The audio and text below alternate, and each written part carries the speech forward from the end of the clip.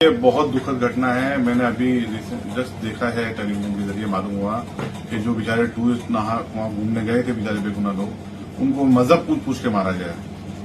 अब इससे ज्यादा इंसानियत शर्मसार कहाँ होगी। मैं इन तमाम लोगों पर अल्लाह की लानत भेजता हूँ जो टेररिस्ट लोगों ने मजहब के नाम पे लोगों को मजहब पूछ पूछ के मारा जा रहा है। ये जानवरों से बदतर हरकत है। मैं भारत सरकार से अपील करता हूँ कि वक्त आ गया, इनको जड़ से खत्म किया जाए और इनको इन्हीं की भाषा में जवाब दिया जाए। जिस तरीके से पुलवामा अटैक के टाइम पे जवाब दिया गया था, उसी तरीके से इनको जवाब देने की जरूरत है। कि कश्मीर जो वापस से शांति की तरफ आगे बढ़ रहा था, तरक्की की तरफ आगे बढ़ रहा था, ये वहां की शांति भी खराब करने की एक साजिश है। उसके साथ साथ जो तरक्की की तरफ कश्मीर के लोग आगे बढ़ रहे थे, उनको उस तरक्की से रोकने की भी साजिश है। ये मजहब के नाम पे जिस तरीके से आतंक फैलाया जा रहा है, कोई मजहब इसकी इजाजत नहीं था। इस्लाम में इस तरह के आतंकवाद की कोई जगह नहीं है। बेगुनाहों को मारने के लिए कोई जगह नहीं है। सबसे बड़े गुनाहगार है। इस्लाम तो कहते हैं एक बेगुनाह को मारा तो पूरी इंसानियत को खत्म किया। ये किसकी मिसाल पेश कर रहे हैं। इन आतंकियों को चुन चुन के मारने की जरूरत है, इनको जड़ से खत्म करने की जरूरत है और अब वक्त आ गया।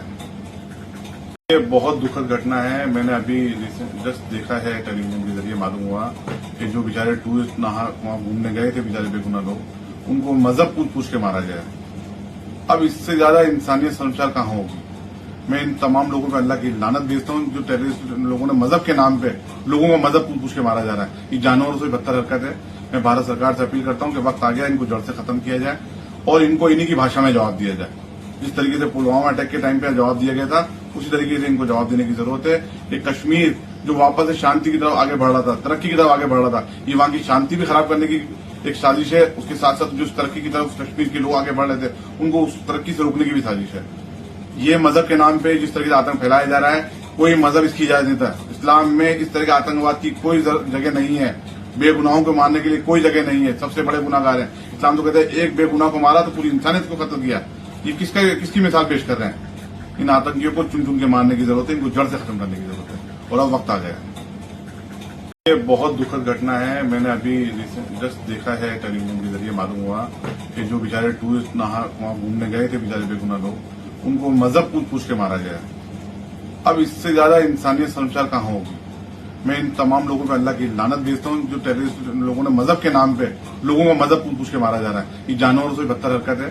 मैं भारत सरकार से अपील करता हूँ कि वक्त आ गया, इनको जड़ से खत्म किया जाए और इनको इन्हीं की भाषा में जवाब दिया जाए। जिस तरीके से पुलवामा अटैक के टाइम पे जवाब दिया गया था, उसी तरीके से इनको जवाब देने की जरूरत है। कि कश्मीर जो वापस से शांति की तरफ आगे बढ़ रहा था, तरक्की की तरफ आगे बढ़ रहा था, ये वहां की शांति भी खराब करने की एक साजिश है। उसके साथ साथ जो तरक्की की तरफ कश्मीर के लोग आगे बढ़ रहे थे, उनको उस तरक्की से रोकने की भी साजिश है।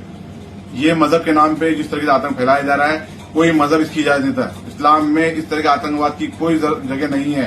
बेगुनाहों को मारने के लिए कोई जगह नहीं है। सबसे बड़े गुनाहगार है। इस्लाम तो कहते हैं एक बेगुनाह को मारा तो पूरी इंसानियत को खत्म किया। ये किसकी मिसाल पेश कर रहे हैं। इन आतंकियों को चुन चुन के मारने की जरूरत है, इनको जड़ से खत्म करने की जरूरत है और अब वक्त आ गया।